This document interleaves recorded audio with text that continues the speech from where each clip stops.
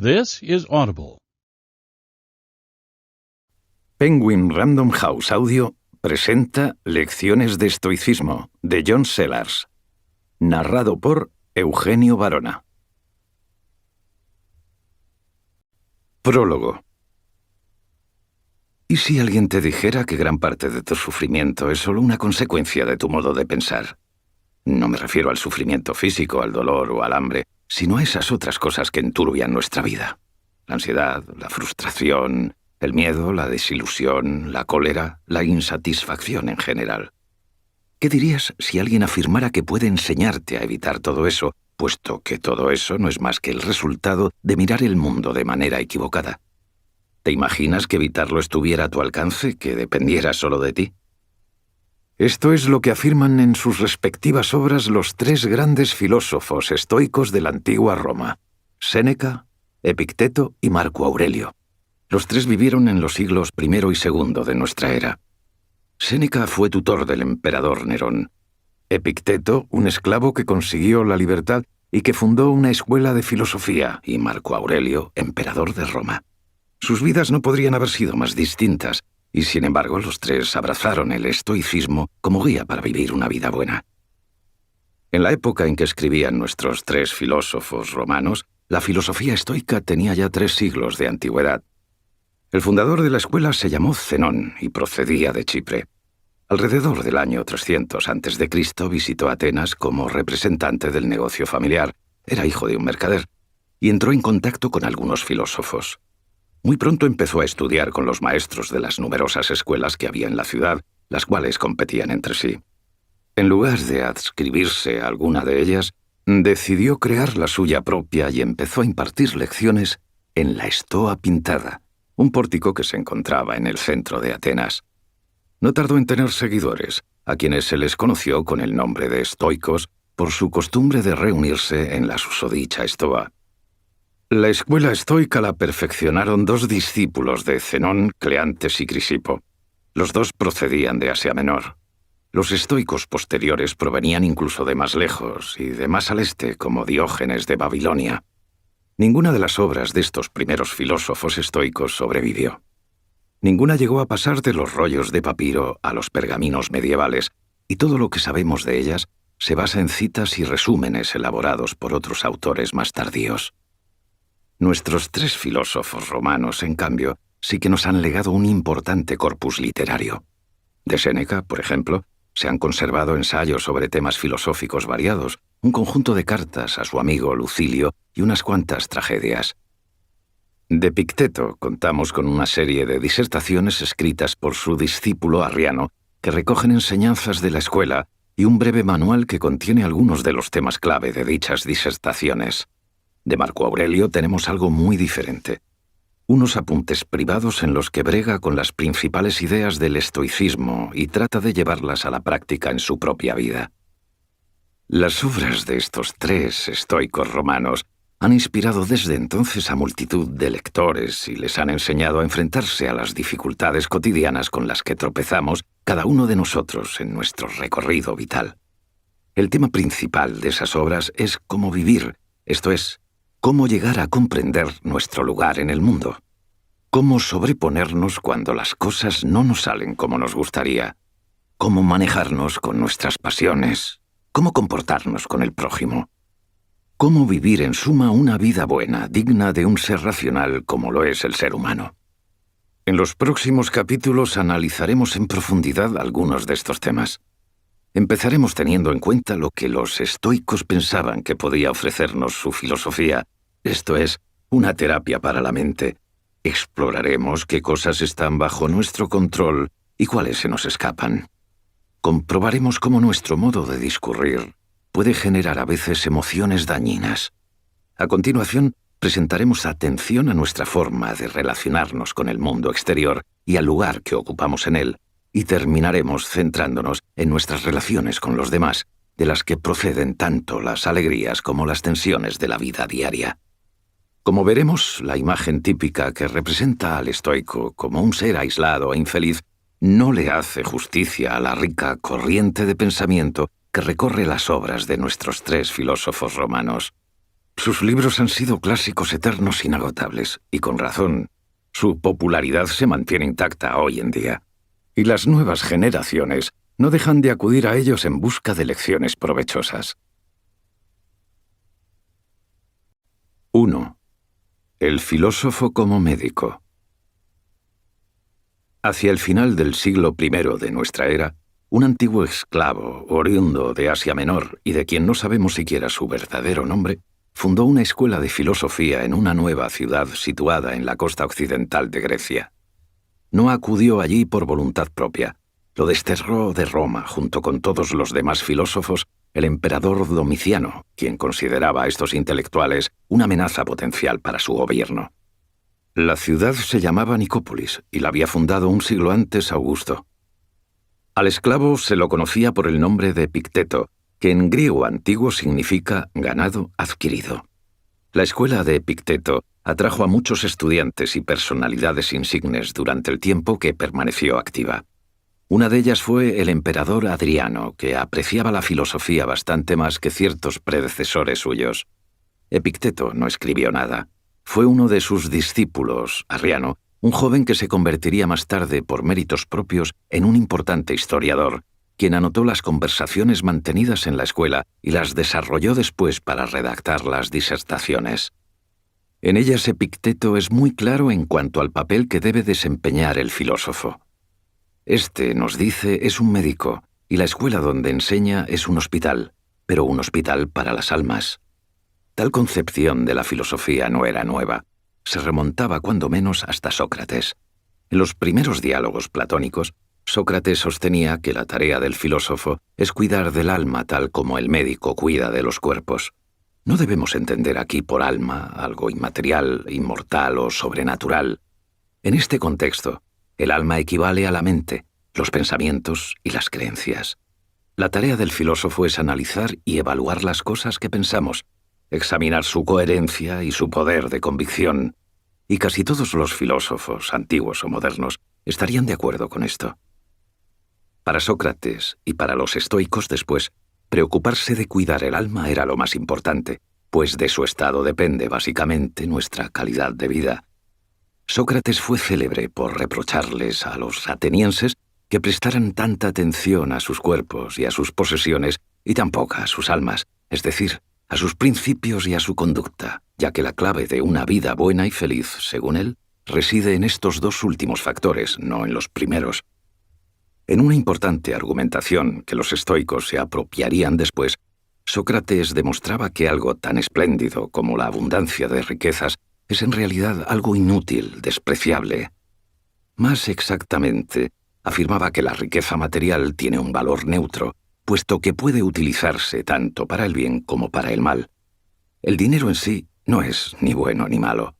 Que se use en uno u otro sentido depende del carácter de quien lo posee. Alguien virtuoso puede emplearlo en hacer el bien, y alguien que no lo es tanto puede resultar muy dañino a causa de sus riquezas. ¿Qué nos dice esto? Nos muestra que el verdadero valor, la fuente de lo que es bueno o malo, reside en el carácter del dueño del dinero, no en el dinero mismo. Nos indica también que prestar demasiada atención a nuestra riqueza, a nuestras posesiones, y descuidar nuestro carácter es un grave error. El trabajo del filósofo es procurar que nos demos cuenta de esto, y luego ayudarnos a curar nuestras almas y a sobreponernos a todas nuestras flaquezas. Se deduce, pues, de lo anterior, que debemos cuidar solo de nuestras almas y volvernos indiferentes al éxito mundano, al dinero o a la reputación. De hecho, los estoicos llamaron indiferentes a estas cosas. Solo un carácter excelente, virtuoso, es genuinamente bueno, afirmaron, y solo lo contrario, un carácter desalmado, es malo. Lo demás únicamente es lo indiferente. Algunos filósofos posteriores a Sócrates pensaban así. Los cínicos, por ejemplo, cuyo representante más famoso fue Diógenes de Sinope.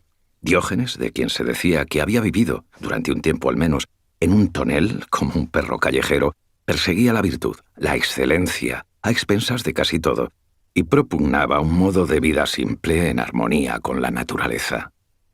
Se dice que un día, al ver a un niño beber agua con las manos, exclamó: «Una criatura me ha vencido con su sencillez y acto seguido se deshizo de una de sus escasas posesiones, su taza. A Zenón, el primer estoico, lo sedujo durante un tiempo la visión cínica del mundo, hasta que empezó a quedársele corta. Sócrates había dicho que el dinero puede usarse para el bien o para el mal, pero si uno carece de dinero, carece en consecuencia de la capacidad de hacer el bien con él. Como señaló Aristóteles, algunas virtudes requieren cierto grado de riqueza, como la generosidad o la caridad. Y no solo eso, sino que Diógenes, con su rechazo activo de las posesiones, parecía no ajustarse a la afirmación de que tales cosas no son más que meros indiferentes. Si el dinero es de verdad indiferente, ¿por qué ha de preocuparte entonces si estás en la ruina o nadas en la abundancia? Diógenes parecía sostener que siempre era mejor ser pobre que rico, y no es difícil percatarse de la huella que esta alabanza de la pobreza dejó en la tradición cristiana posterior. Pero Zenón no pensaba así. Diógenes había dicho que debemos vivir en armonía con la naturaleza, mientras que el chipriota afirmó que para nosotros es del todo natural ir en pos de las cosas que nos ayudan a sobrevivir: comida, refugio, todo lo que es bueno para nuestra salud, las posesiones que contribuyen a nuestro bienestar físico. Eso hacemos, y no hay ningún motivo para sentirse mal por ello. Perseguimos la prosperidad material porque nos asegura la supervivencia. En el lenguaje cotidiano, diríamos que todas esas cosas que nos hacen bien son buenas, pero Zenón, en la estela de Sócrates, reservaba la palabra bueno para el carácter que ha alcanzado la virtud y la excelencia. Valoramos estar sanos, tener bienes materiales y ser respetados, pero ninguna de estas cualidades es buena en el sentido en que lo es un carácter que ha alcanzado la excelencia. Esto llevó a Zenón a denominar a estas cosas indiferentes preferidos, dado que preferimos la riqueza a la pobreza, la salud a la enfermedad y el respeto al desprecio. Claro que sí. ¿Por qué no habríamos de hacerlo? Sin embargo, y esta es la clave, precisamente porque un carácter virtuoso es lo único que puede llamarse en puridad bueno, jamás debemos comprometer nuestro carácter en la búsqueda de tales cosas, ni debemos creer que ellas, por sí mismas, nos harán felices. Aquel que va en pos del dinero, no porque le garantice la supervivencia, sino porque piensa que solo por tenerlo vivirá una vida feliz y buena, está seriamente equivocado. La persona que compromete su integridad por la búsqueda de fama o dinero comete un error más grave aún, porque daña su carácter. Lo único que puede ser bueno en aras de un mero indiferente. Estas son algunas de las cosas sobre las que disertaría Epicteto en su escuela de Nicópolis. Sus alumnos, probablemente, fueron los hijos de la élite romana que estaban a punto de embarcarse en carreras administrativas dentro del organigrama del imperio. Es de esperar que las lecciones recibidas los hicieran mejores personas. ¿Pero qué significa cuidar de nuestra propia alma? ¿Qué implica tener un carácter excelente? Lo diré con una palabra pasada de moda: ser virtuoso. Esto es, ser sabio, justo, valiente y moderado. Las 4 virtudes cardinales para los estoicos. Eso es lo que significa tener un carácter bueno y ser bueno como humano. Es verdad que todo esto de la virtud suena de entrada un poco moralista, pero es posible entenderlo de un modo más descriptivo. ¿Qué es un buen ser humano? ¿Se puede hablar de alguien bueno como se habla de una buena mesa o de un buen cuchillo? Una buena mesa es, por definición, aquella que cuenta con una superficie estable, y un buen cuchillo es aquel que corta bien. Si los humanos son, por naturaleza, animales sociales que desde su nacimiento forman parte de familias y de comunidades, entonces un ser humano bueno será aquel que se comporte de un modo sociable. Alguien que no lo haga, que no se comporte bien con los demás, que no haya desarrollado en suma los rasgos de justicia, valentía y moderación en su carácter, no será pues un buen ser humano. Y si carece por completo de esos rasgos, ni siquiera puede hablarse en rigor de humanidad. Es un monstruo, diríamos, de quien ha cometido crímenes abominables contra el prójimo. Nadie desea eso. De hecho, los estoicos toman también de Sócrates la idea de que nadie elige ser despiadado y desagradable. Todo el mundo va en busca de lo que piensa que es bueno, aunque la idea de algunas personas acerca de lo que es bueno o beneficioso para ellas esté completamente distorsionada. Y aquí es donde el filósofo vuelve a ser necesario. Su tarea, concebida como una medicina del alma, Es hacernos examinar nuestras creencias sobre lo bueno y lo malo, sobre lo que pensamos que nos beneficia y sobre lo que consideramos necesario para disfrutar de una vida buena y feliz. Para los estoicos, una vida buena y feliz es aquella que está en armonía con la naturaleza. Volveremos sobre esta idea en los próximos capítulos. Por ahora, diremos solo que este pensamiento implica vivir en armonía con el mundo natural externo, la naturaleza con mayúsculas, y con nuestra propia naturaleza, la humana. Hoy en día se nos anima a creer que las personas somos, en esencia, competitivas, egoístas, y que no miramos más que por nuestro provecho. La visión que los estoicos tienen de la naturaleza humana es bastante diferente, más optimista. Creen que si a los humanos se les permite elegir, tomar sus propias decisiones, entonces de un modo natural maduran, se convierten en adultos racionales y virtuosos. Somos por naturaleza animales razonables y decentes. Muchas son las cosas que pueden interferir en nuestro desarrollo, que pueden interrumpirlo, por supuesto.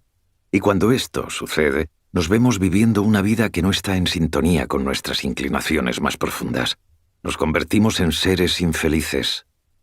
Es entonces cuando un filósofo médico puede ofrecernos remedios que nos devuelvan a la senda adecuada.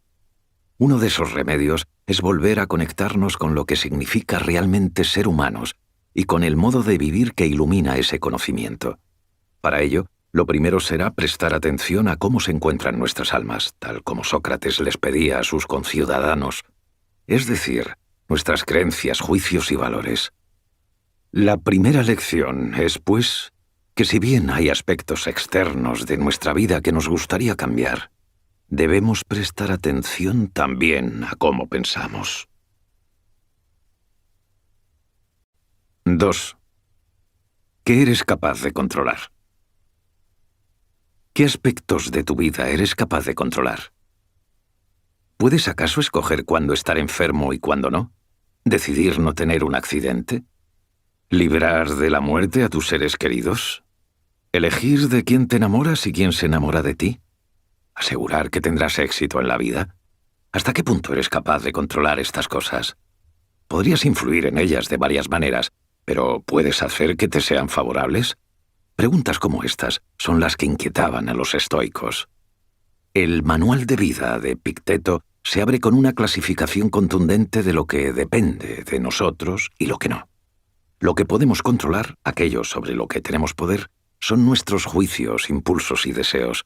Prácticamente todo lo demás, según Epicteto, escapa a nuestro control. Nuestros cuerpos, nuestras posesiones materiales, nuestra reputación, nuestro éxito en el mundo, etc. La mayor parte de la infelicidad que experimentamos, prosigue el filósofo, se debe a un error de juicio, a la creencia de que controlamos cosas que en realidad se nos escapan. A primera vista parece que estamos estableciendo una división entre lo interno y lo externo, que podemos controlar nuestra mente, pero no lo que nos rodea. O que distinguimos entre lo mental y lo físico, esto es, que podemos controlar nuestros pensamientos, pero no las cosas materiales, como los cuerpos y las posesiones. Ninguna de estas dos interpretaciones es cierta, aunque las dos encierran algo de verdad. Epicteto no afirma que tengamos control sobre todas las cosas internas o todos nuestros pensamientos, sino solo sobre ciertos actos mentales. Para ser más precisos, piensa que podemos controlar únicamente nuestros juicios y todo lo que se deriva de ellos. Nuestra mente, por lo demás, es incontrolable. No elegimos nuestras sensaciones y recuerdos, y no tenemos la capacidad de encender y apagar nuestras emociones. Ya volveremos sobre estas en el próximo capítulo. Solo podemos controlar completamente nuestros juicios, es decir, lo que pensamos sobre lo que nos sucede. Ahora bien, nuestros juicios son muy importantes porque, entre otras cosas, determinan nuestro modo de actuar, controlan, tal como afirmaba Epicteto, nuestros deseos e impulsos. Vemos algo, juzgamos que ese algo es bueno, ese juicio genera el deseo de ese algo, y ese deseo el impulso de ir tras ello. Esta búsqueda será más o menos ardua y larga dependiendo de la naturaleza de lo que se persiga, una carrera de ensueño, una casa lujosa, y podrá tener un alto coste para nosotros y para los demás. Pero todo el proceso empieza con un simple juicio. Los juicios son, pues, fundamentales, y para nuestra desgracia los descuidamos, aunque solemos juzgar tan rápidamente que ni siquiera nos damos cuenta de ello. Juzgamos con tanto apresuramiento que algo es bueno, y lo hacemos tan a menudo que damos por sentado desde el principio que es bueno en sí mismo. Pero nada de lo externo es bueno en sí, solo es materia en movimiento. Lo único genuinamente bueno es un carácter virtuoso. El emperador romano Marco Aurelio, que leyó con avidez a Epicteto, trataba de no perder de vista esto, tomándose un tiempo para reparar en la materialidad, en la naturaleza física de las cosas aparentemente deseables antes de juzgarlas. Una buena comida no es más que el cadáver de un cerdo o de un pez. Asimismo, un aparato caro o un coche lujoso no son más que un amasijo de metal y plástico. Todo el valor que este tipo de cosas parecen tener solo es el que les atribuimos con nuestros juicios. En sí mismas no valen nada. Y nosotros, según Epicteto, podemos controlar del todo nuestros juicios. Con un poco de reflexión y cierta práctica, podemos superar pronto la tendencia a juzgar sin pensar. Si lo hacemos, si nos convertimos en dueños de nuestros propios juicios, tendremos el control sobre nuestras vidas. Decidiremos qué es lo importante y qué no lo es, qué desear y cómo actuar. Nuestra felicidad dependerá por completo de nosotros. A simple vista, Epicteto parece afirmar que no tenemos control sobre casi nada, pero en realidad lo que dice es que todo lo que realmente importa para nuestro bienestar está en nuestras manos. ¿Qué pasa con el resto de las cosas que, según él, no podemos controlar, pero que nos inquietan y exigen nuestra atención, nuestros cuerpos, nuestras posesiones, la reputación y el éxito en la vida? Para los estoicos, como hemos visto, nada de eso tiene en sí valor. En el punto de vista de Epicteto, sin embargo, hay un matiz ligeramente distinto. Puedes creer que esas cosas son buenas, no importa, porque lo cierto es que no puedes controlarlas. Si haces que tu felicidad dependa de cualquiera de ellas, la pondrás en manos de fuerzas que no dependen de ti.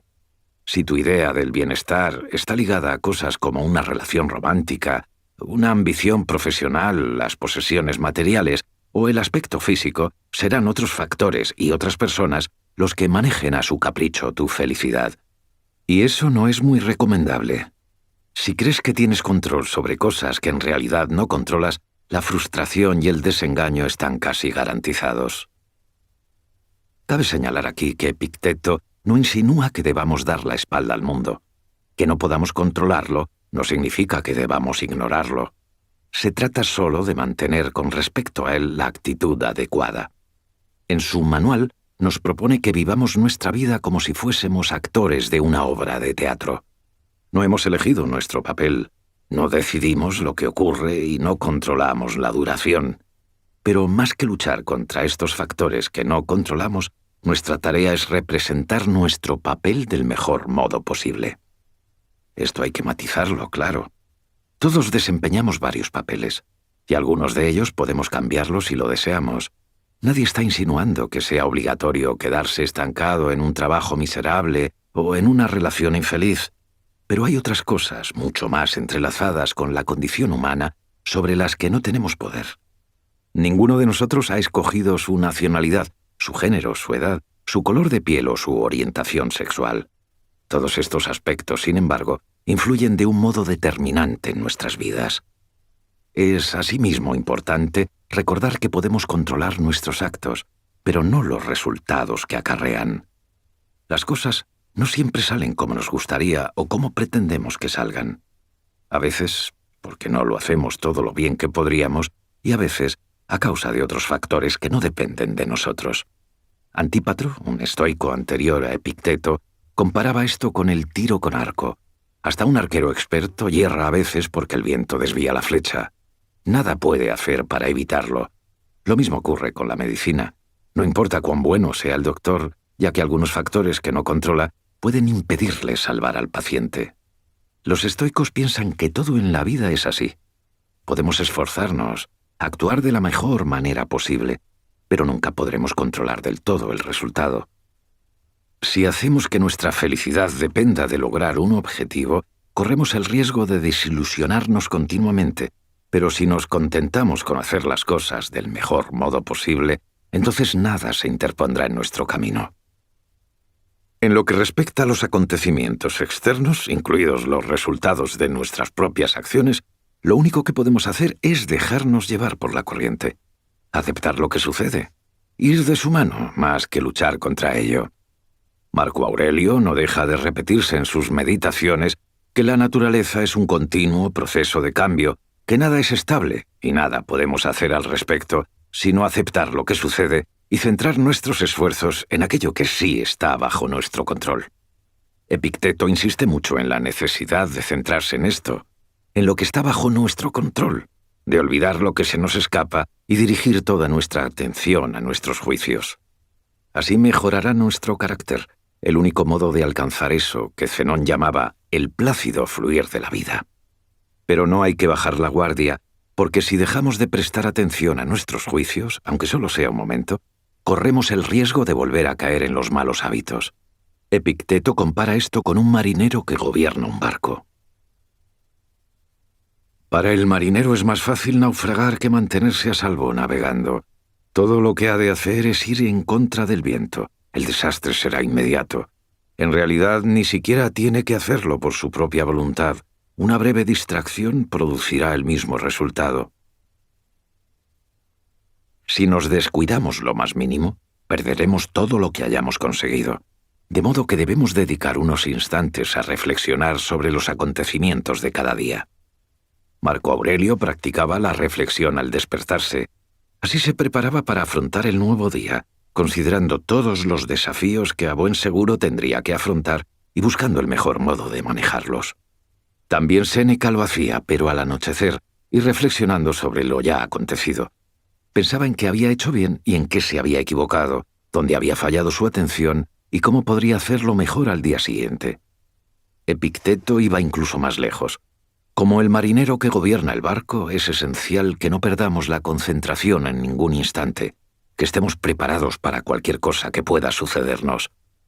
Debemos tener siempre a mano nuestros principios filosóficos, o de lo contrario, volveremos a juzgar erróneamente. He aquí la filosofía entendida como una práctica diaria, como un modo de vivir. 3. El problema de las emociones. Arriano da cuenta de un encuentro que ilustra con más detalle este interés en el control. Se produjo entre Epicteto y un hombre que fue a verle a su escuela en Nicópolis.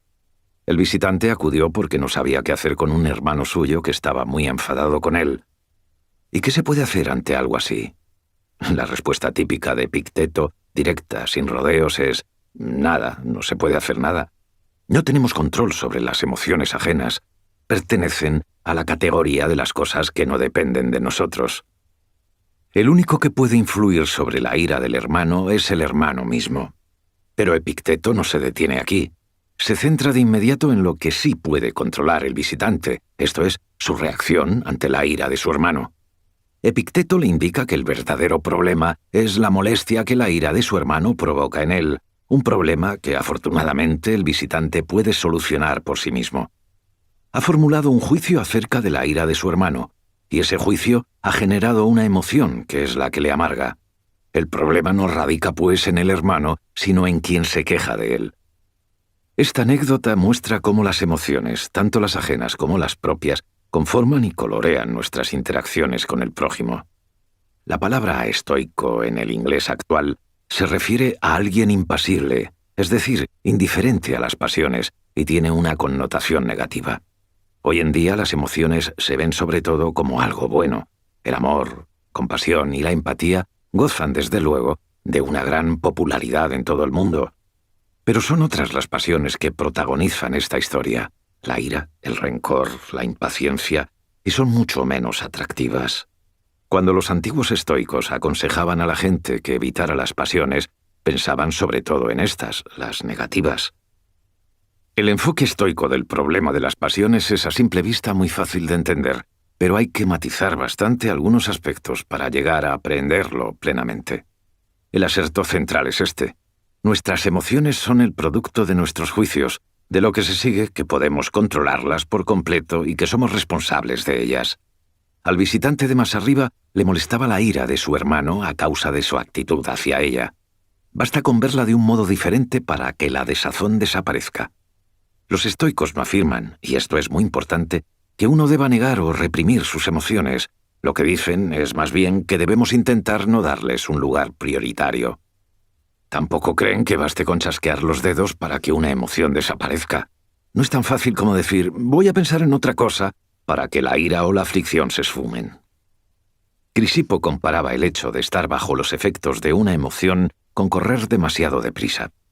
Una vez que se ha cogido cierta cantidad de impulso, no es fácil detenerse. El movimiento está fuera de control, algo muy parecido a lo que ocurre cuando somos presa de una pasión, de modo que uno no puede librarse a voluntad de una emoción indeseada. Lo que puede hacer es intentar que la próxima no alcance el impulso a partir del cual escapa a su control. Esto se ve muy claramente en el caso de la ira. Cuando alguien se enfada, cuando se enfada de verdad, la emoción lo ofusca y es imposible razonar con él. Alguien que llegó a conocer en profundidad las pasiones negativas fue Lucio Anneo Séneca, nacido en Hispania. Su carrera como consejero en las altas esferas de la corte imperial romana lo empujó a verse envuelto en enfrentamientos con gente poseída por emociones destructivas. Gente que en algunos casos, como en el de los emperadores Calígula, Claudio y Nerón, tenía el poder de decidir sobre la vida y la muerte de un número incontable de personas, entre las que se encontraba el propio Séneca. Calígula estaba tan celoso de los dones de Séneca que ordenó su muerte, aunque se retractó a raíz del consejo de alguien muy cercano que le informó sobre la pésima salud del filósofo. En su ensayo sobre la ira, Séneca dice de emociones como la ira y los celos que son enajenaciones mentales transitorias. Basándose en la imagen de Crisipo, la de quien corre tan rápido que ya no puede detenerse, compara la cólera con alguien que cae sin ningún control al suelo tras haber sido arrojado desde lo alto de un edificio. Cuando la ira, afirma, se apodera de una persona, gobierna su mente. Y esta es la pérdida de control contra la que advierten los estoicos. Andar de vez en cuando molesto por algo forma parte de la vida y apenas causa daño. Estar tan furioso que ya no se pueda resistir el impulso de golpear a alguien es otro cantar, y esto es lo que los estoicos desean impedir. Séneca insiste en que no necesitamos la ira para responder a lo que nos perjudica a nosotros o a nuestros allegados. Siempre es mejor actuar con calma, movidos por la lealtad, el deber o la justicia, que por la rabia y el deseo de venganza. Aunque la cólera parezca servirnos a veces de acicate para luchar contra las ofensas, es mucho mejor, según Séneca, hacerlo a la luz de las virtudes de la justicia y la valentía. La ira, como todas las emociones, es el producto de un juicio mental, lo cual significa que podemos controlarla, o al menos intentar que no vuelva a apoderarse de nosotros en un futuro, ya que una vez formulado el juicio, la ira tarda bien poco en convertirse en algo tangible, físico. Séneca la describe como una dolencia inflamatoria del cuerpo.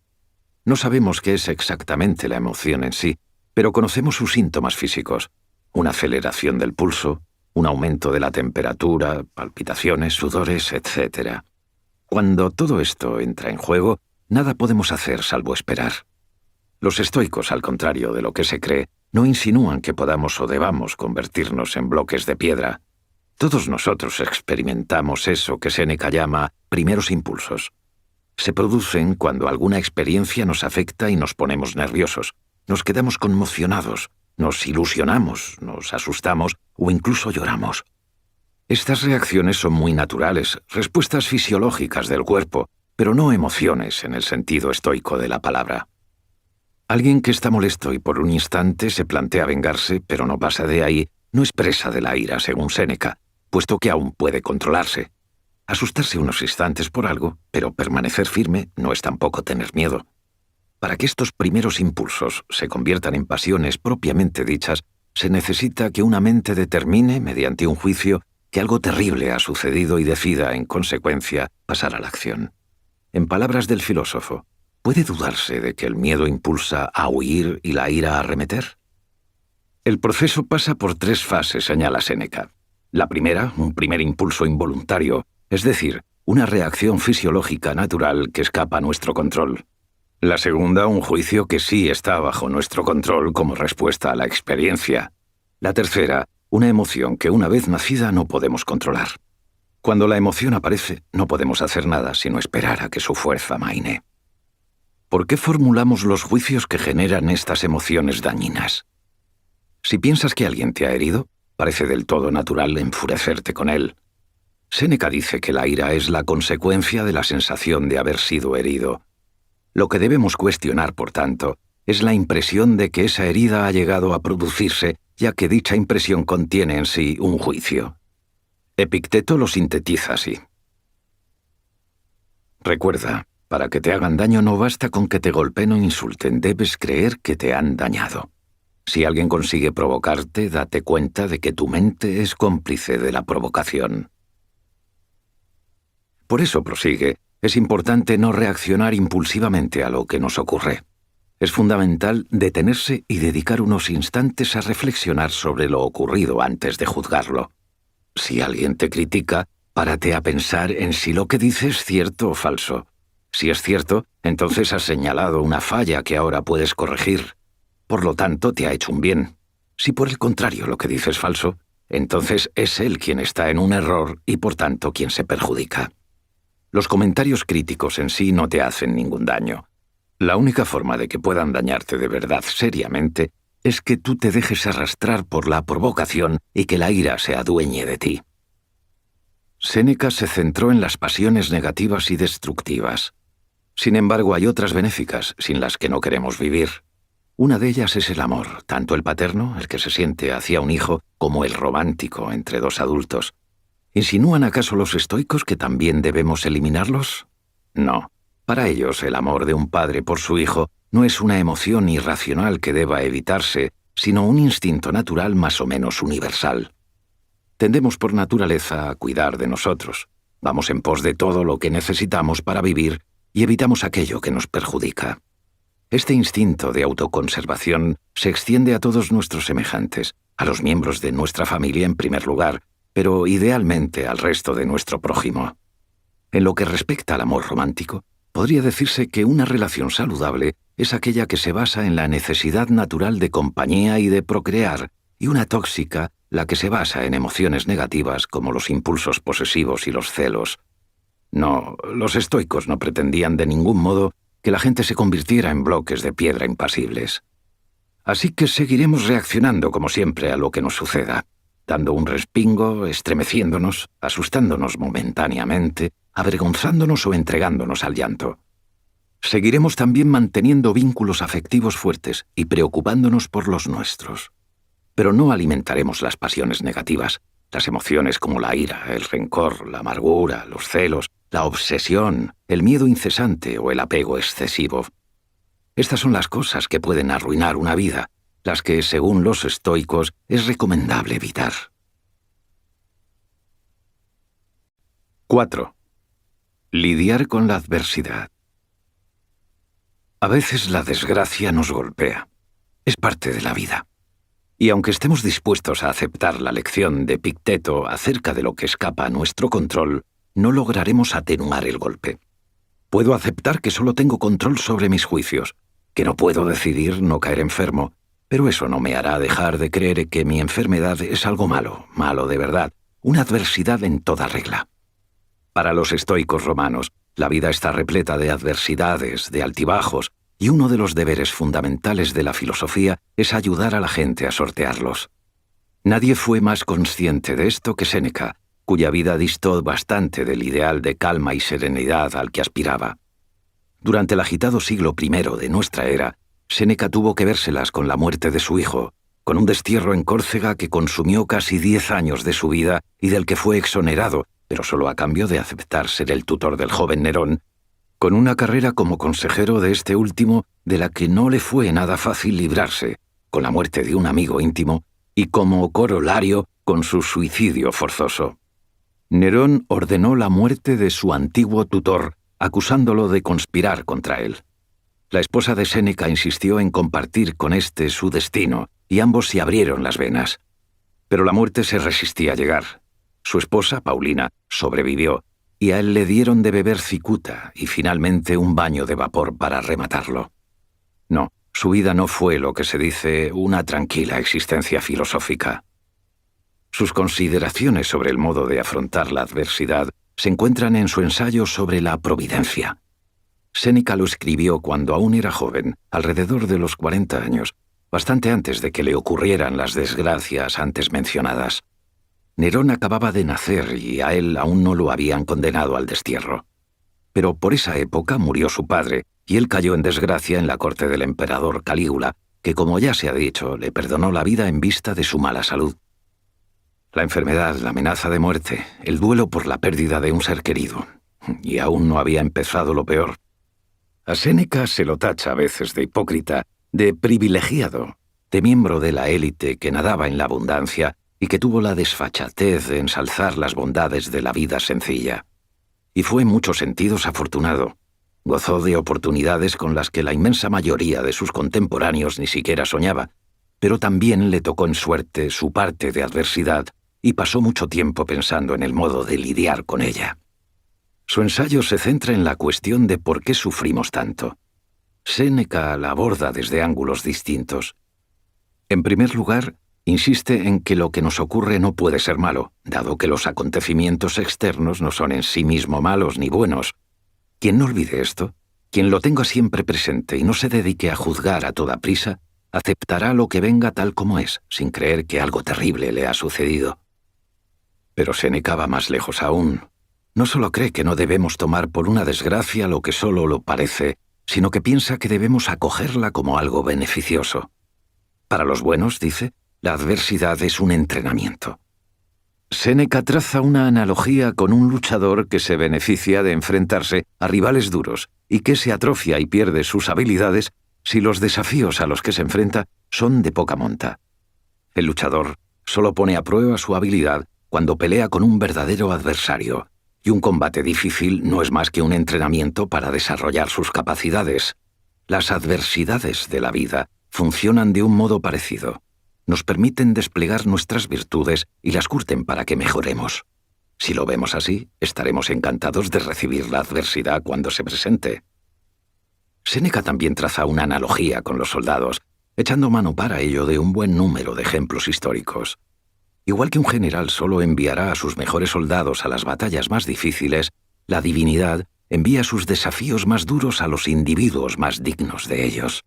Experimentar la adversidad es un indicio, pues, de tener un carácter virtuoso. El exceso de buena fortuna, en cambio, es realmente dañino. ¿Cuándo nos vamos a poner a prueba si nunca experimentamos dificultades? ¿Cómo vamos a desarrollar las virtudes de la paciencia, el coraje o la resistencia si todo marcha siempre bien? No hay peor suerte, dice Séneca, que el lujo y la riqueza inagotables, que nos convierten en seres perezosos, autocomplacientes, ingratos e insaciables. Y eso sí que es una auténtica desgracia.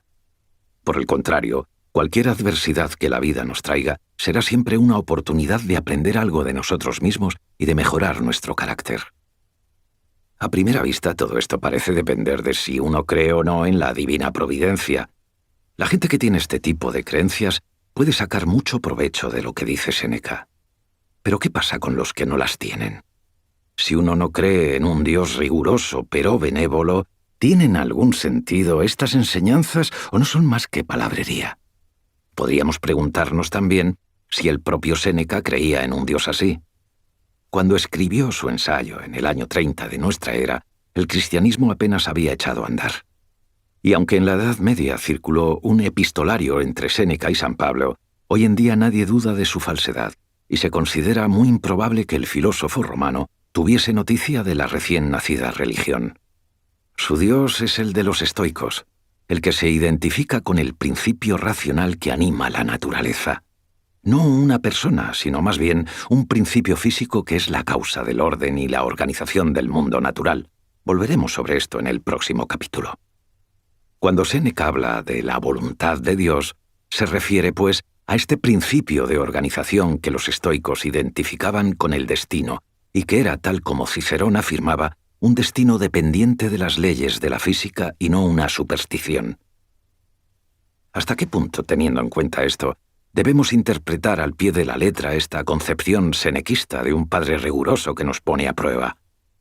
Sin entrar a debatir sobre las creencias teológicas del propio Séneca, hay un modo de abordar su concepción de la adversidad independiente de lo que uno crea o deje de creer en materia religiosa.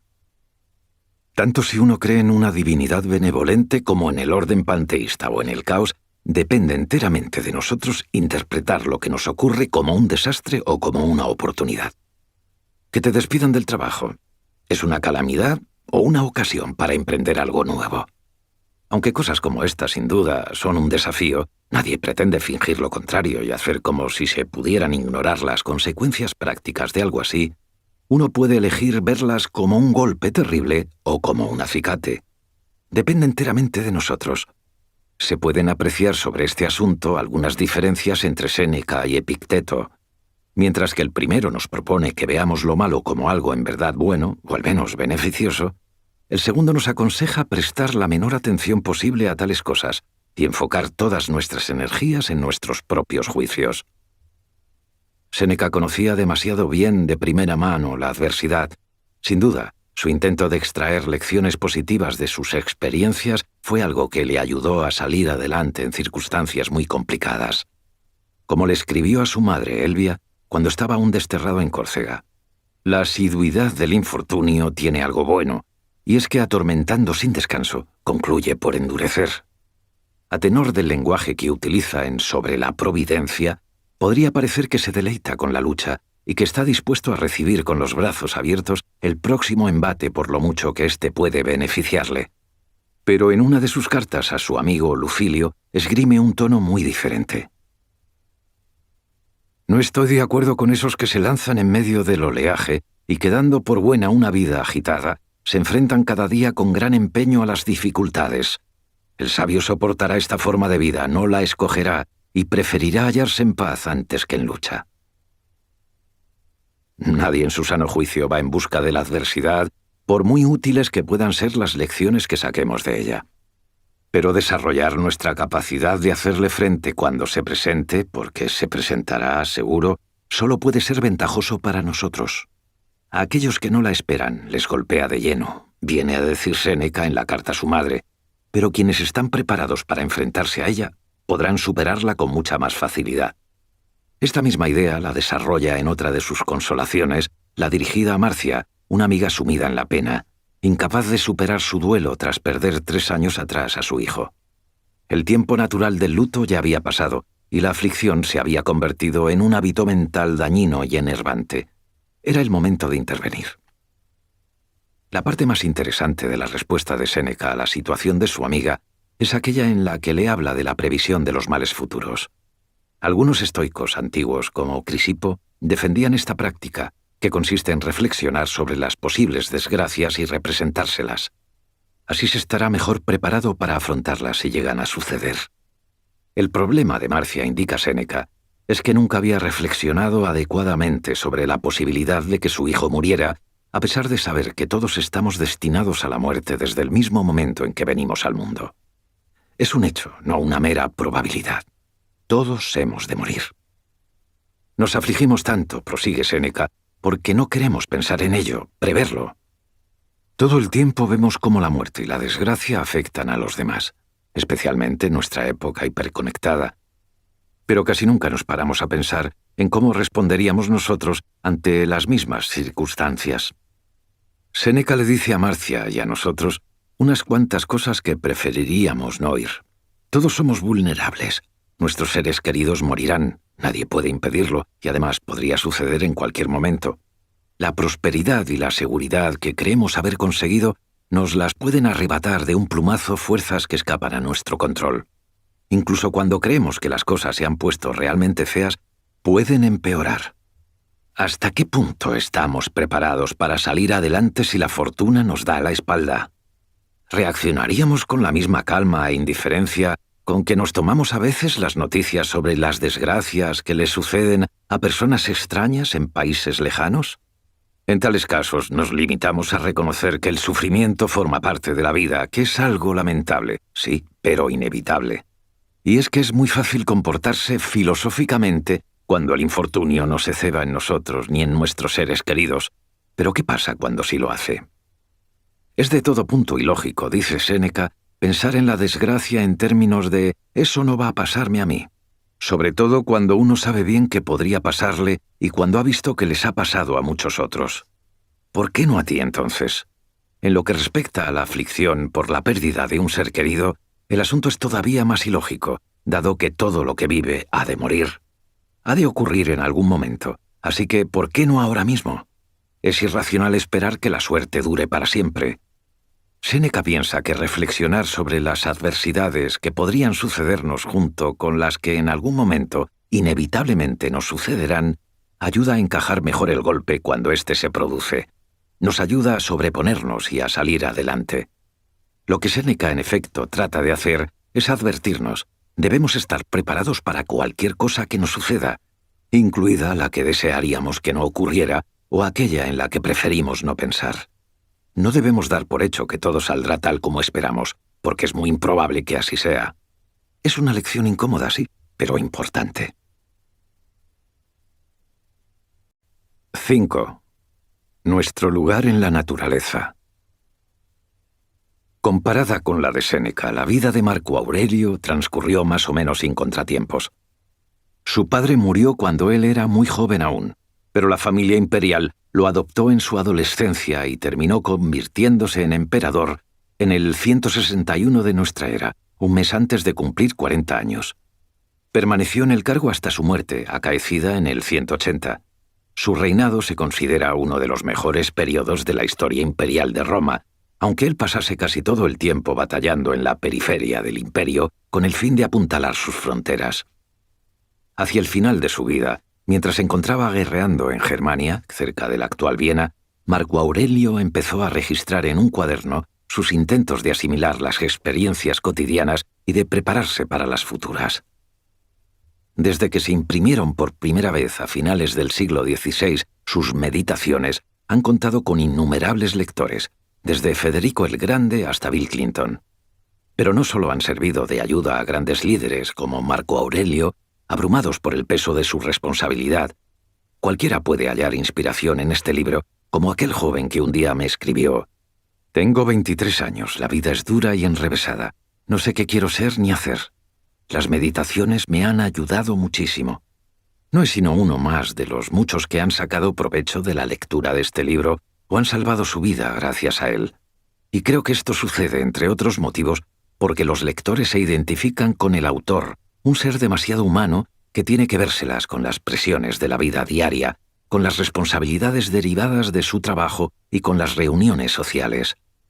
Marco Aurelio podría muy bien haberse mostrado como un emperador romano en busca de una reputación como sabio filósofo estoico. Pero lo que uno se encuentra en las meditaciones no es más que un hombre a punto de entrar en la vejez, que hace todo lo que puede para sobrellevar las exigencias de la vida. Uno de los temas transversales de las meditaciones es el destino.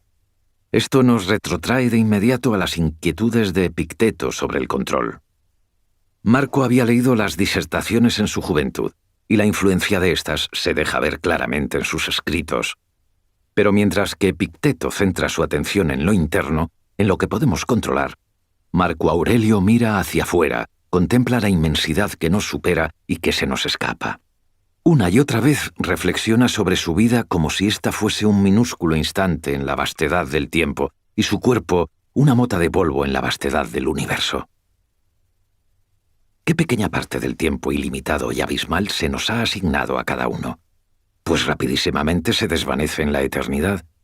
¿Y qué pequeña parte del conjunto de la sustancia y qué ínfima también del conjunto del alma?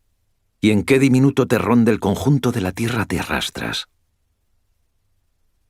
En otra parte, Marco Aurelio imagina que contempla la tierra desde fuera, a gran altitud, como los astronautas han hecho después, y ve lo diminuto que es cada país, lo ínfimas que son las grandes ciudades. En cuanto a sus habitantes, cuyas vidas están repletas de preocupaciones e inquietudes, no son prácticamente nada vistos así desde una perspectiva cósmica. Desde semejante atalaya, parece como si no le importáramos gran cosa al universo. ¿Y por qué deberíamos importarle? Pero ese no es, en rigor, el punto de vista de los estoicos. Ellos no creen que la naturaleza sea una simple masa de materia en movimiento indiferente a todo. Recordemos que en el capítulo anterior, Séneca hablaba de ella como si la controlase una divinidad paterna. El punto de vista oficial del estoicismo es que en la naturaleza existe un principio racional responsable de su orden y de su movimiento. A este principio lo llaman Dios, Zeus. Pero este Dios no es una persona ni algo sobrenatural, sino simplemente naturaleza. La naturaleza no es ciega ni caótica, sino bella y ordenada con sus propios ritmos y patrones. No está formada por materia muerta. Es un solo organismo vivo del que todos nosotros formamos parte. Si esto no parece concordar mucho con lo que la ciencia moderna nos dice acerca del mundo natural, echemos un vistazo a la hipótesis Gaia, propuesta por James Lovelock.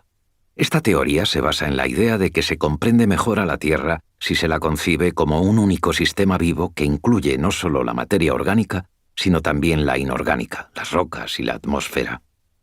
Es un error intentar comprender los organismos como las plantas y los animales, separándolos de todo lo demás. Esta biosfera unitaria y única se regula a sí misma y actúa, por así decir, en su propio beneficio. Lovelock la define con las siguientes palabras.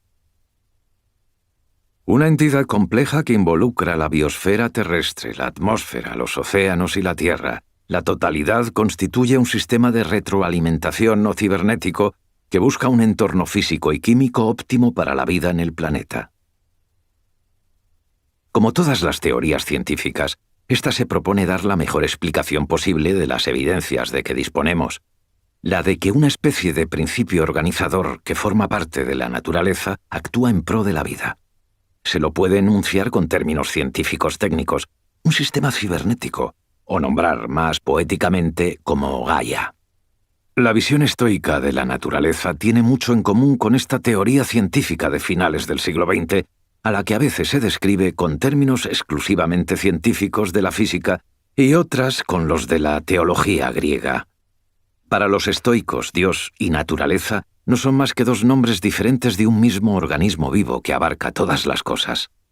La naturaleza que conciben los estoicos es un organismo inteligente gobernado por el destino. Para ellos, el destino no es más que una cadena de causas. Al mundo natural lo gobiernan las causas y los efectos, y eso es lo que los físicos intentan describir y comprender. Para los estoicos como Marco Aurelio, aceptar el destino o el determinismo de las causas es fundamental. Ya no se trata solo de que ciertas cosas escapen a nuestro control, sino de que no podría ser de ningún otro modo. Puedo reconocer que no tenía control alguno sobre el resultado de cierto acontecimiento clave después de haber deseado todo el tiempo que no fuese tal como ha sido. Pero los estoicos insistirán en que no solo no estaba bajo mi control, sino que no podría haber concluido de ningún otro modo, dadas las diversas causas que estaban en juego en el momento en que se produjo. Esto empieza a sonar un poco fatalista. ¿Qué podemos nosotros, insignificantes motas de polvo, contra las todopoderosas fuerzas que moldean el mundo? Pero no es así, para nada. Los estoicos no defendían este tipo de pasividad. Nuestras acciones pueden influir, marcar la diferencia. Pueden ser en sí mismas causas que entran en juego y determinan el resultado de los acontecimientos. Como escribió un antiguo maestro, el destino actúa a través de nosotros. Nosotros mismos contribuimos al destino y formamos parte del inmenso mundo natural gobernado por él. Pero eso no modifica el hecho de que el resultado de un acontecimiento, dadas las causas que lo determinan, no podría haber sido diferente. Es absurdo, pues, desear que las cosas hubieran sido de otro modo. Marco Aurelio lo expresa así. A la naturaleza que todo lo da y lo recobra, dice el hombre educado y respetuoso: dame lo que quieras, recobra lo que quieras. Y esto lo dice no envalentonado, sino únicamente por sumisión y benevolencia con ella. Para los estoicos, pensar sobre el destino es fundamental para remediar los efectos de la adversidad, ya que aceptar los acontecimientos desagradables supone reconocer que tenían que ocurrir. En cuanto hayamos comprendido que algo era inevitable, veremos que lamentarse no tiene sentido, que lo único que se consigue con ello es generar más angustia, y que lo único que demostramos al hacerlo es nuestra incapacidad para entender cómo funciona el mundo. Marco Aurelio se centra en aspectos distintos de los que ya hemos visto en Séneca. Mientras que este subraya el orden providencial que gobierna la naturaleza, a Marco Aurelio le preocupa más la inevitabilidad de los sucesos. En numerosos pasajes de sus meditaciones, muestra una actitud agnóstica con respecto a si la naturaleza es un sistema racional, providencial o simplemente un cúmulo aleatorio de átomos chocando entre sí en un vacío infinito.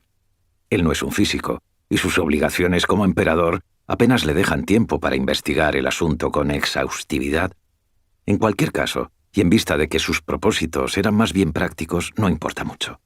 ¿Qué más da que la naturaleza esté regida por la divina providencia, sea un sistema cibernético de retroalimentación o puro destino ciego?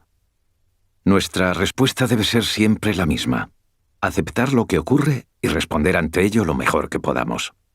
Marco Aurelio le da vueltas a esto en diversos pasajes de las Meditaciones, escritos en días distintos, con estados de ánimo distintos y a la luz de distintos acontecimientos de su vida. Finalmente, lo expresa con toda claridad. La naturaleza universal emprendió la creación del mundo, y ahora, o todo lo que sucede se produce por consecuencia, o es irracional, incluso lo más sobresaliente, objetivo hacia el cual el guía del mundo dirige su impulso propio. El recuerdo de este pensamiento te hará en muchos aspectos más sereno. Esté o no la naturaleza organizada providencialmente para beneficiarnos, como afirmaba Séneca, comprender que existe al menos algún tipo de orden y razón para lo que ocurre nos ayuda a salir adelante, piensa Marco Aurelio. Hay siempre alguna razón para lo que ocurre, incluso si esto último no es más que la consecuencia inevitable de un estado de cosas preexistente combinado con las leyes de la física. Y hay otros aspectos del mundo físico a los que debemos prestar mucha atención en nuestro día a día, según Marco Aurelio. Vale la pena citar completo el siguiente pasaje de las Meditaciones. Adquiere un método para contemplar cómo todas las cosas se transforman unas en otras, y sin cesar, aplícate y ejercítate en este punto particular, porque nada es tan apto para infundir magnanimidad. Se ha despojado de su cuerpo, y después de concluir que cuanto antes debería abandonar todas estas cosas y alejarse de los hombres, se entrega enteramente a la justicia en las actividades que dependen de él y a la naturaleza del conjunto universal en los demás sucesos. ¿Qué se dirá de él, o qué se imaginará, o qué se hará contra él? No se le ocurre pensarlo. Se conforma con estas dos cosas: hacer con rectitud lo que actualmente le ocupa y amar la parte que ahora se le asigna, renunciando a toda actividad y afán, y no quiere más que cumplir con rectitud según la ley y seguir a Dios que marcha por el recto camino. La lección que se nos da aquí es que no somos más que naturaleza. Estamos sujetos a sus poderosas fuerzas, sus movimientos nos arrastran y no gozaremos jamás de una vida armoniosa hasta que comprendamos esto plenamente. 6. La vida y la muerte. Ninguno de nosotros sabe cuándo o cómo va a morir, pero sí que algún día todo esto que ahora sentimos se acabará. ¿Y cuántos son los que viven realmente con plena conciencia de que ha de ser así? La mayoría conocemos historias de gente que ha experimentado su propia muerte o a la que le han diagnosticado alguna enfermedad incurable. Quienes han conseguido volver del otro lado lo han hecho con un renovado amor por la vida, dispuestos a saborear cada segundo de ese tiempo extra. Quienes no hemos tenido esa experiencia olvidamos fácilmente que somos mortales y cuán exigua es la cantidad de tiempo que nos resta. Séneca tuvo siempre muy presente, como hemos visto, que su vida podía terminar en cualquier momento, ya fuese debido a su mala salud o al arrebato de algún emperador con malas pulgas. Esto le llevó a reflexionar sobre el valor del tiempo y la mejor manera de emplearlo. Sorprendentemente, insistía en que todos tenemos tiempo más que de sobra, no importa lo largas o lo cortas que acaben siendo nuestras vidas. El problema es que desperdiciamos la mayor parte de él. La idea de que el tiempo es el bien más valioso puede parecer otro tópico trillado, pero parémonos a pensar de nuevo en cuántos de nosotros vivimos realmente sin perder nunca de vista esto. En su ensayo sobre la brevedad de la vida, Séneca dice que a muchos de nosotros la vida se nos acaba justo cuando estamos listos para empezar a vivirla. Y no porque sea demasiado breve. El problema es que desperdiciamos mucho tiempo. Procrastinamos, vamos en pos de cosas insignificantes o que valen muy poco. Vagabundeamos sin rumbo, sin centrarnos en nada. Algunos se afanan en alcanzar el éxito para poder comprar productos de lujo que acabarán en el cubo de la basura antes de que ellos mismos mueran. Y en esto desperdician casi toda su vida. Otros se afanan para nada, se dejan llevar simplemente por las rutinas diarias sin ninguna conciencia de que el artículo más valioso que poseen, el tiempo, se les está escapando inexorablemente. Algunos tienen muy claro lo que desean hacer, pero lo posponen y retrasan, paralizados como están por el miedo al fracaso, sin parar de darse a sí mismos excusas que los justifiquen. Todas estas personas, dice Séneca, no viven. La mayoría de la gente se siente viva de verdad en muy contados instantes. El resto de su vida se reduce a ver pasar el tiempo. ¿Cuál es el remedio entonces? ¿Cómo piensa Séneca que podemos llegar a controlar nuestras vidas y a vivirlas plenamente?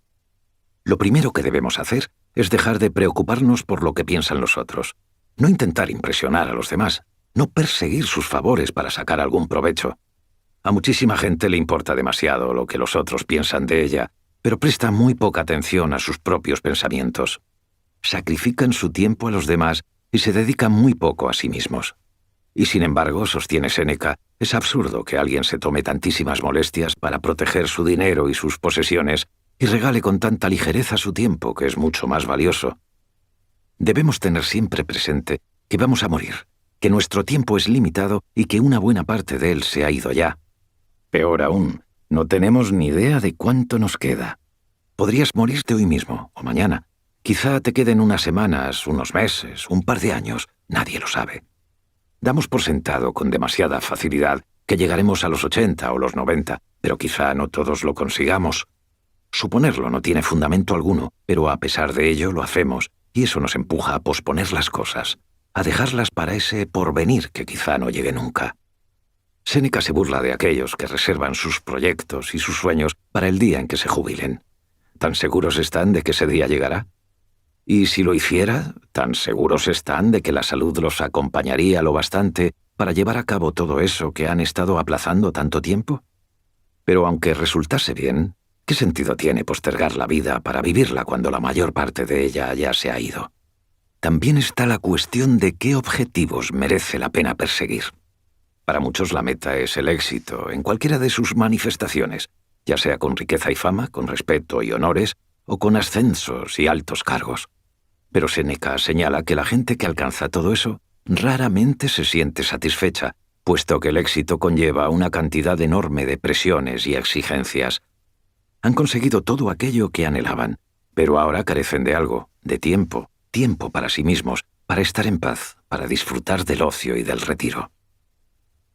Pero no se trata ya de las exigencias que el éxito trae consigo.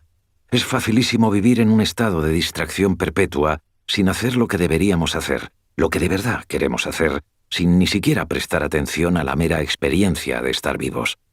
El ruido incesante, las interrupciones, las noticias, los medios de comunicación, las redes sociales, todo esto nos exige tanta atención que llegar a concentrarse por completo en algo y terminarlo se convierte en una tarea casi imposible. Como escribió Séneca, nada es menos propio de un hombre obsesionado que el vivir. Están, en efecto, absorbidos por su no hacer nada. Y una vez que adquieren este hábito, caen en un estado de inquietud ingobernable y son incapaces de relajarse o de concentrarse. No se dan cuenta de lo valiosa que es la vida hasta que está a punto de apagarse para siempre. Si no afrontamos esto, afirma Séneca, lo mismo da que vivamos 1000 años. Seguiríamos despilfarrando la mayor parte de nuestro tiempo. No se trata, por tanto, de esforzarnos para prolongar nuestras vidas lo máximo posible. Basta con asegurarnos de que disfrutamos y aprovechamos de verdad cada día, sin olvidar que podría ser el último. Aprender a vivir adecuadamente es, por paradójico que parezca, una tarea que requiere toda una vida. Los más sabios de la antigüedad, añade Séneca, renunciaron a la búsqueda de los placeres, el dinero y el éxito para dedicarse de lleno a dicha tarea. No importa que sus respuestas hayan sido diferentes en cada caso. Séneca insiste en que para lograrlo es esencial reservarse tiempo para uno mismo. Todo el mundo acelera su vida y se esfuerza por su ansia de futuro, por su hastío del presente. Por el contrario, el que no deja ningún momento sin dedicarlo a sus intereses, el que organiza todos sus días como si fueran el último, ni ansía el mañana ni lo teme.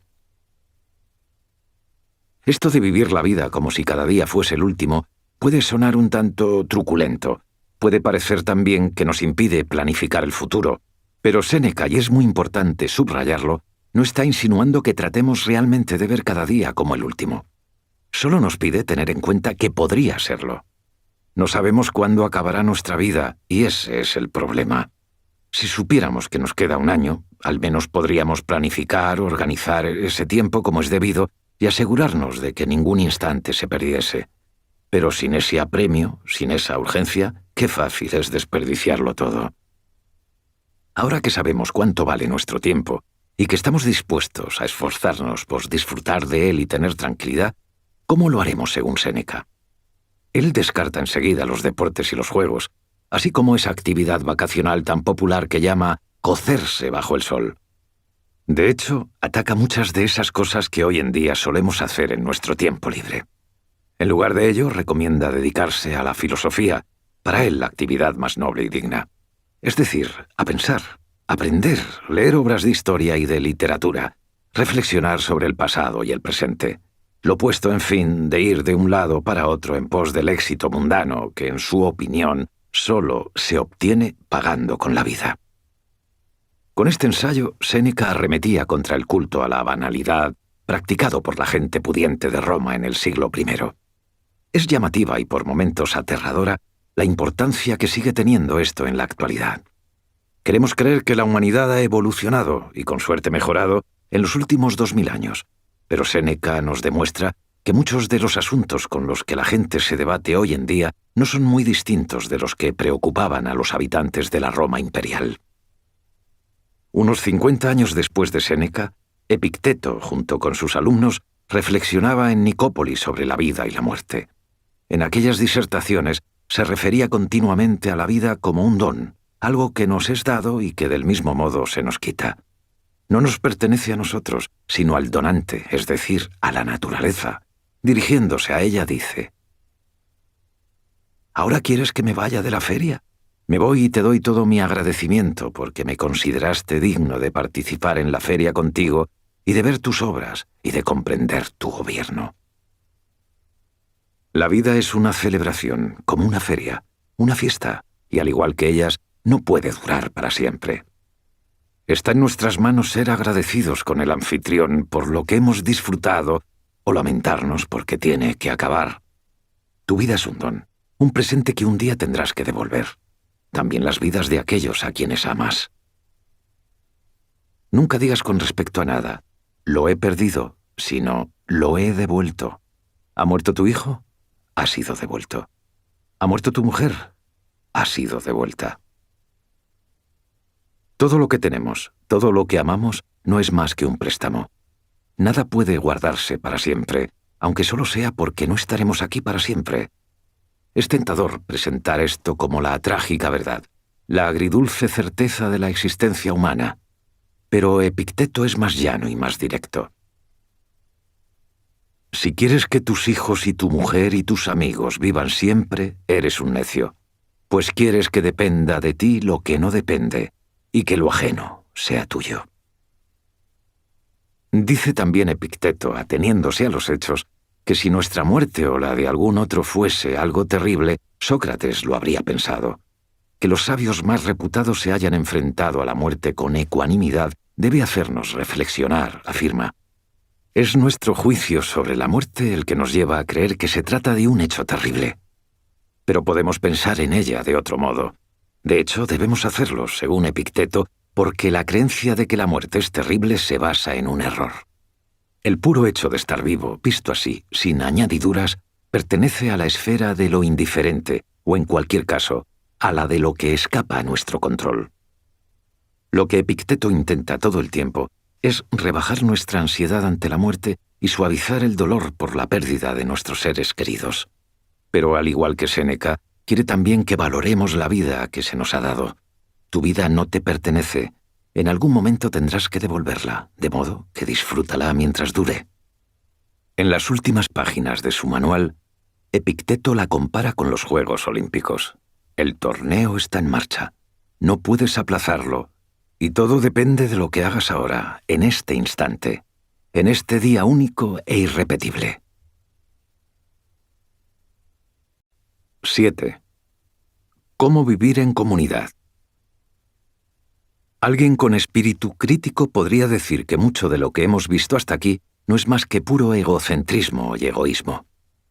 La división de Epicteto entre lo que podemos y no podemos controlar parece empujarnos a darle la espalda al mundo externo y a centrarnos tan solo en nuestros juicios. En una metáfora memorable, Marco Aurelio nos relata cómo se retira a su ciudadela interior para escapar del mundo. ¿Es este tipo de retiro, este darle de lado a todo para centrarse exclusivamente en el propio bienestar, el que defienden los estoicos? De ninguna manera. No somos individuos aislados, sino parte de la naturaleza. Sí, los estoicos también creen, como Aristóteles, que somos por naturaleza animales sociales y políticos. Al nacer nos integramos en comunidades. La primera de ellas, la familia, pero después nuestra localidad, nuestro país, y en última instancia, la comunidad formada por todos los seres humanos. Además, ese volverse hacia adentro que propugnan los estoicos se dirige principalmente, como ya hemos visto, a cultivar la virtud y la bondad de carácter y a evitar las emociones dañinas y antisociales como la ira. El objetivo final de esa retirada es volver al mundo convertidos en seres mejores, miembros más beneficiosos para las varias comunidades de las que formamos parte. Es Epicteto quien más hincapié hace en que desempeñamos varios papeles comunitarios. Algunos de ellos se nos otorgan por naturaleza, dice. El papel de padres, por ejemplo, no es un constructo social. Ahí tenemos a los animales cuidando de sus crías, tal como hacemos nosotros. Pero hay otras funciones ligeramente distintas, vinculadas con nuestra posición en la sociedad o con nuestros empleos. Un médico o un juez se compromete con una serie de deberes y responsabilidades derivados de la función que desempeña, y tendemos a juzgar muy severamente a quien abusa de posiciones tan importantes o las descuida. Así pues, si queremos vivir una vida buena, tenemos que ser buenos seres humanos. Ello significa abrazar nuestra naturaleza racional y social, pero también estar a la altura de los diversos papeles que desempeñamos y aceptar las responsabilidades que traen consigo.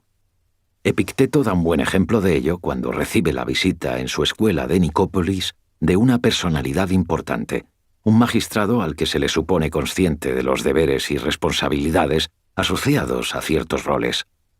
El visitante también es padre. Cuando se le pregunta por su familia, responde que su hija está tan gravemente enferma que no podía soportar verla en ese estado y que se ha ido de su casa. Epicteto lo reprende por dos motivos: por su egoísmo, es decir, por estar tan obsesionado con sus sentimientos que ha descuidado los de los demás, los de su hija sobre todo, y por desatender sus deberes como padre. El filósofo saca a relucir las incoherencias del comportamiento del magistrado, ya que a él no le habría gustado que todo el mundo abandonase a su suerte a su hija enferma, ni que le abandonasen a él si estuviera en la misma situación. Dice que se ha ido de casa por amor a su hija, cuando, como padre, es precisamente ese amor el que debería haberle impedido abandonarla. Ha fallado. No ha cumplido con su función. Pero deberíamos también pensar con más amplitud, más allá de funciones específicas como la paternidad o la maternidad. Ser conscientes de que formamos parte de una amplísima comunidad de gente, de que somos miembros de la especie humana. ¿Implica esto deberes y responsabilidades? Para los estoicos no cabe duda de que sí. Debemos cuidar de nuestro prójimo, y cuanto más desarrollamos nuestra racionalidad, más cerca estamos de vernos como miembros de una única comunidad humana global. Hierocles, un estoico menos conocido, apenas sabemos nada de él, que vivió también en la época imperial, esbozó en su tratado sobre ética la idea de que cada uno de nosotros es el centro de una serie de círculos que nos conciernen. El primero es el de nuestra familia, el segundo el de nuestra localidad y así hasta el último, el que engloba a la humanidad entera. El concepto de cosmopolitismo, que tan moderno parece, lo inventaron los estoicos. Y no significa, conviene señalarlo, descuidar el lugar que ocupas en tu comunidad. En un pasaje famoso, Séneca lo expresa así. Abracemos en nuestro espíritu dos repúblicas, una grande y verdaderamente pública que abarca a los dioses y a los hombres, en la que no podemos fijarnos en esta o aquella esquina, sino que medimos según el sol los límites de nuestra comunidad. La otra, a la que nos asignó por azar nuestro nacimiento.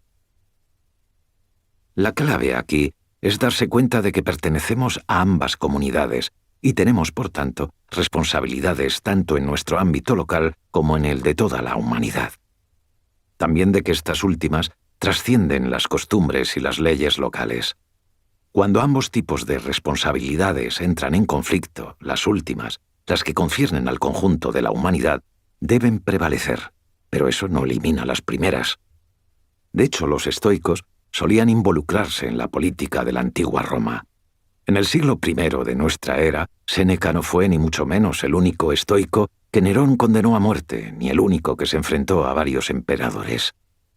Elvidio Prisco, tribuno, pretor y miembro del Senado, fue uno de ellos. Estudió filosofía en su juventud, y al igual que a Séneca, lo sentenciaron en más de una ocasión al destierro por sus relaciones políticas y por criticar el régimen de los Flavios. Se le recuerda en particular por hacerle frente a Vespasiano, un conflicto que relata Epicteto. Cuando aquel abusó de su poder para someter al Senado, Elvidio se negó a transigir.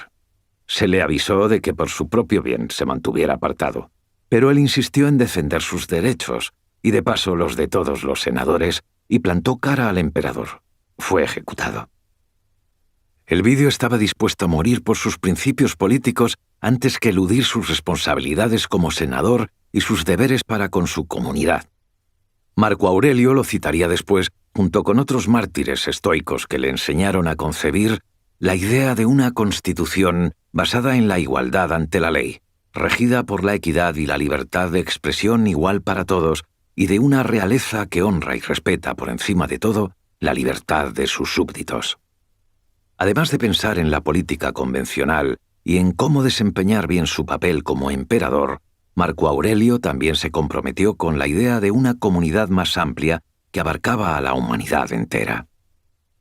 Somos parte de una única comunidad, de un único organismo, como las ramas de un árbol, decía. Para seguir formando parte de esa fraternidad más vasta, debemos llevarnos bien con el resto de sus miembros. Una rama cortada de la rama contigua es imposible que no haya sido cortada también del árbol entero. De igual modo, un hombre, al quedar separado de un hombre, ha quedado excluido de la comunidad entera. En efecto, corta otro la rama.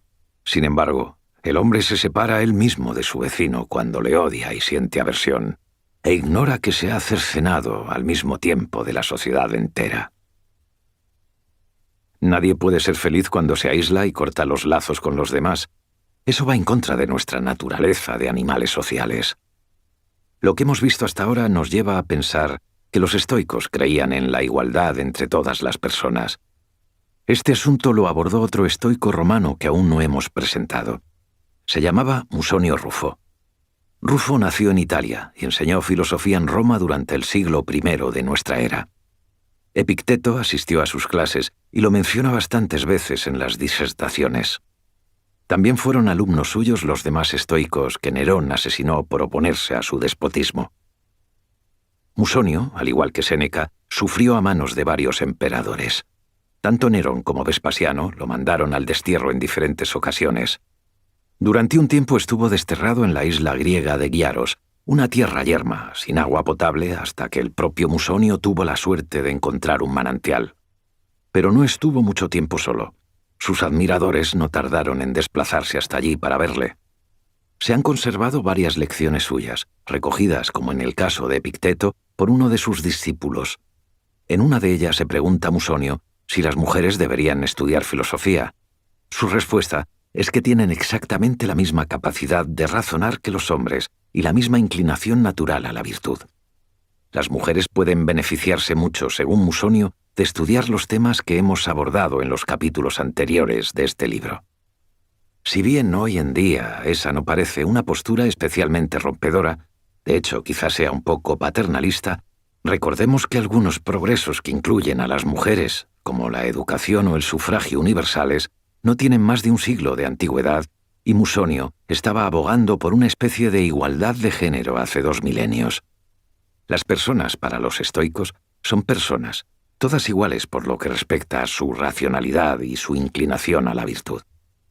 Esta preocupación por la sociabilidad y la igualdad contradice el cliché de que a los estoicos les eran indiferentes los demás seres humanos.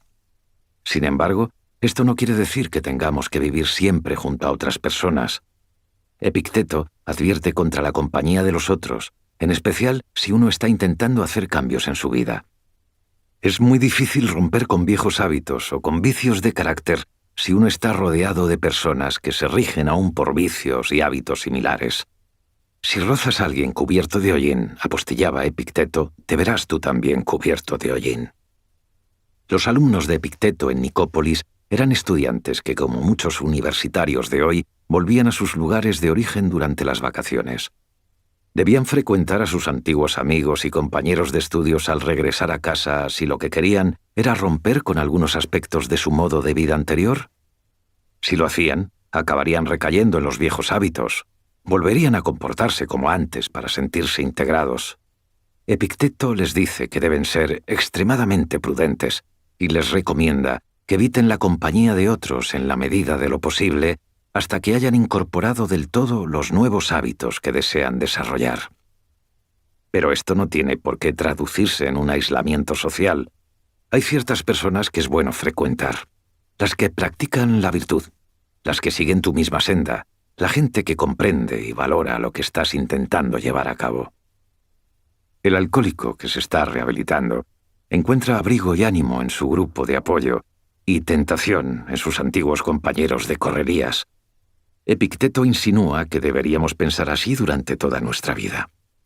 Deberíamos elegir con sumo cuidado nuestras compañías, ser conscientes de la influencia que podrían ejercer en nosotros, darnos cuenta de que podríamos acabar imitando inadvertidamente su modo de pensar y de actuar. De modo que si estás intentando desarrollar hábitos nuevos y más positivos, quizás sea mejor evitar la compañía de aquellos que encarnan todo lo que deseas dejar atrás y juntarte con personas cuyos valores compartes o admiras. Este es uno de los motivos por los que los filósofos antiguos se agrupaban en escuelas.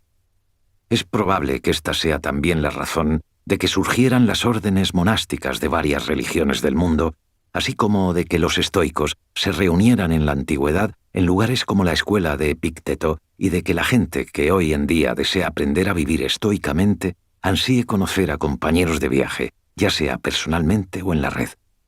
Aunque nos advierta sobre los peligros de compartir nuestro tiempo con las personas equivocadas, Epicteto nos da también un ejemplo de que para aprender de los estoicos, el contacto social puede ser beneficioso. Nuestra lección final es que formamos parte, por naturaleza, de comunidades locales y globales. El error es creernos individuos aislados que pueden desentenderse del resto de la sociedad. En Roma, muchos estoicos estuvieron dispuestos a enfrentarse a los tiranos antes que renunciar a sus principios. Al hacerlo, encarnaron las virtudes de la justicia y la valentía. El estoicismo no solo no nos desaconseja que nos metamos en política, sino que nos anima a estar a la altura del activismo y el civismo más elevados. Epílogo. Muchas de las ideas que hemos abordado en este libro están perfectamente sintetizadas en un pasaje de la Consolación que Séneca le escribió a su madre para que dejase de lamentar la pérdida de su hijo desterrado en Córcega y de angustiarse por cuál podría ser la siguiente acción del emperador Claudio contra él.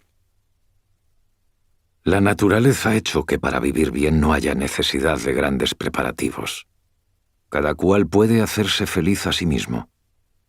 La importancia de las circunstancias externas es poca y tal que no tiene gran influencia en ninguno de los dos sentidos. Ni las favorables encumbran al sabio, ni las adversas lo abaten. En efecto, siempre se ha esforzado por depender lo más posible de sí mismo, por esperar de sí mismo todas las satisfacciones. Desde entonces estas ideas no han dejado de resonar a través de los siglos. A Séneca se lo leyó mucho durante la Edad Media, el Renacimiento y el siglo de las Luces.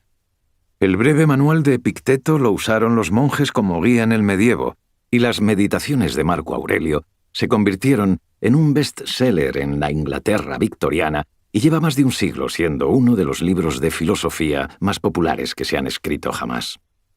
Muchas de las ideas fundamentales del estoicismo han influido en el desarrollo de ciertas ramas de la psicología cognitiva conductual, como la terapia racional emotiva conductual.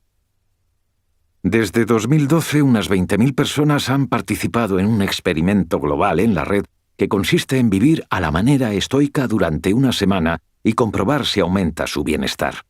Los resultados indican que sí. Quienes han seguido el experimento durante más de un mes han sentido un beneficio incluso mayor. Al contrario de lo que sugieren todos los estereotipos, el sentimiento que más se fortalece entre quienes practican el estoicismo es el del placer, el disfrute, la energía y el entusiasmo por la vida. Todos podemos, así lo espero, sacar provecho de pensar en los asuntos que preocuparon a los estoicos. Pero el verdadero beneficio llega solo cuando uno incorpora esas ideas a su vida cotidiana. Aquí es donde empieza de verdad el trabajo más arduo. Soy Eugenio Barona. Esperamos que hayas disfrutado de esta producción de Lecciones de Estoicismo de John Sellars. Este audiolibro ha sido dirigido por Juan Morali. Productor ejecutivo, Antonio Martínez Asensio. Copyright del texto 2019, John Sellars. Copyright de la traducción 2021, Abraham Grájera López. Copyright de la producción 2021, Penguin Random House Grupo Editorial S.A.U. Todos los derechos reservados. Audible hopes you have enjoyed this program.